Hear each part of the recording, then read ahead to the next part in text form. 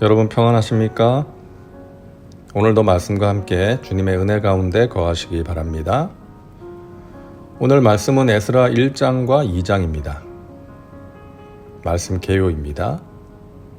1장은 바사왕 고레스의 명령으로 유다 백성들이 예루살렘으로 돌아오는 내용이고, 2장은 돌아온 사람들의 명단과 숫자가 기록되어 있습니다. 말씀 묵상입니다.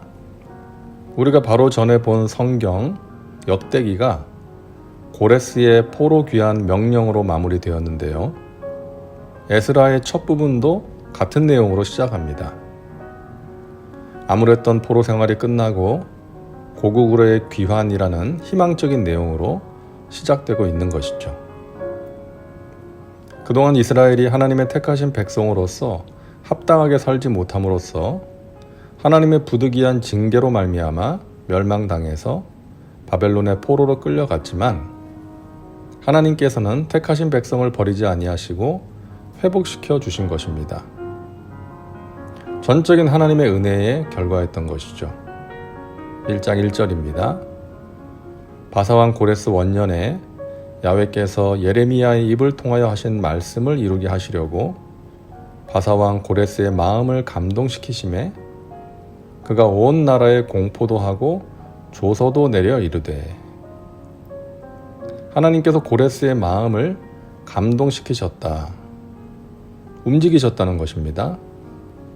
고레스는 말합니다. 바사왕 고레스는 말하노니 하늘의 하나님 야훼께서 세상 모든 나라를 내게 주셨고 나에게 명령하사 유다 예루살렘의 성전을 건축하라 하셨나니 이스라엘의 하나님은 참 신이시라. 너희 중에 그의 백성된 자는 다 유다 예루살렘으로 올라가서 이스라엘의 하나님 야훼의 성전을 건축하라. 그는 예루살렘에 계신 하나님이시라. 고레스는 하나님이 세상 모든 나라를 자신에게 주셨고 자신에게 명령하셨다고 말합니다. 그리고 하나님이 참 신이라고 말합니다.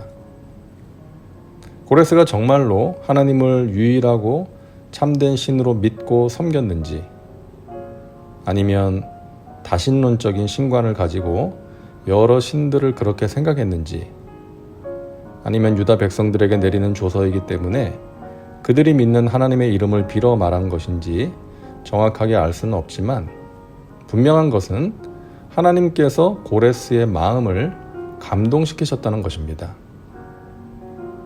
그래서 고레스는 아수르나 바벨론과는 달리 피정복민들로 하여금 각기 자기 나라에 거주하게 하면서 자신들의 종교를 믿을 수 있도록 관용 정책을 베풀었습니다.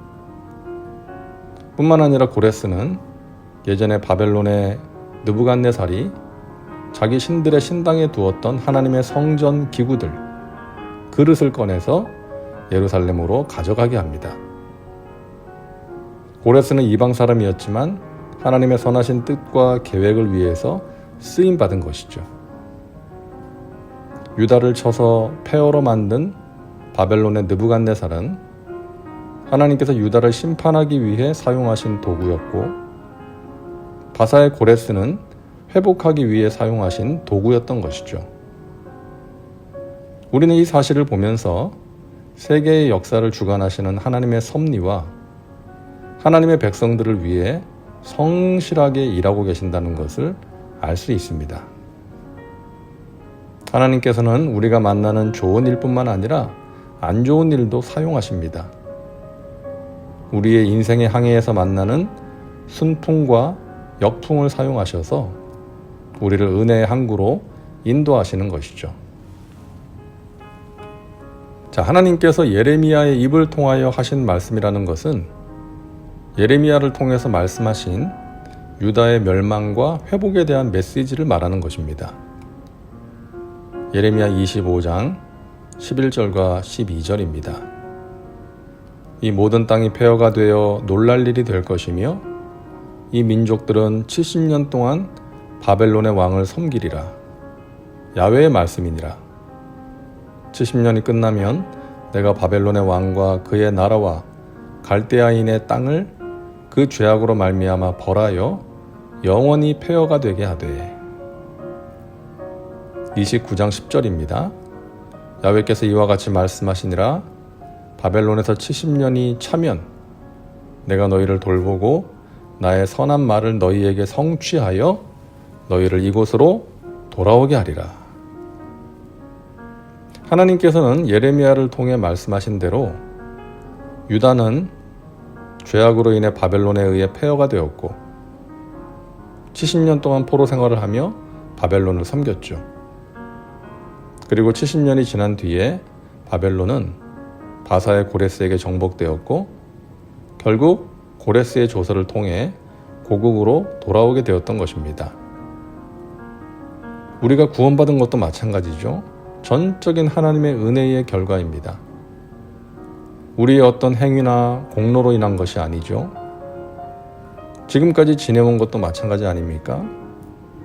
우리는 하나님을 멀리할 때가 많았고 죄짓고 실수할 때가 많았고 하나님의 마음을 아프게 해드릴 때도 있었는데 하나님께서 우리를 사랑하셔서 때마다 순간마다 말씀하시고 깨닫게 하시고 돌이키게 하시고 은혜와 평강으로 우리를 붙드시고 인도해 주신 것입니다. 우리는 그 은혜를 잊어서는 안 되겠습니다.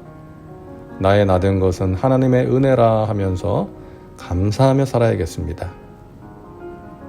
힘든 때에도 감사를 잊지 않는 믿음의 백성들 되시기를 바랍니다.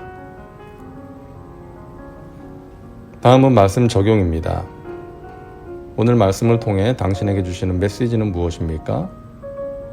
당신 자신과 삶에 구체적으로 적용하시기 바랍니다. 이제 기도합니다.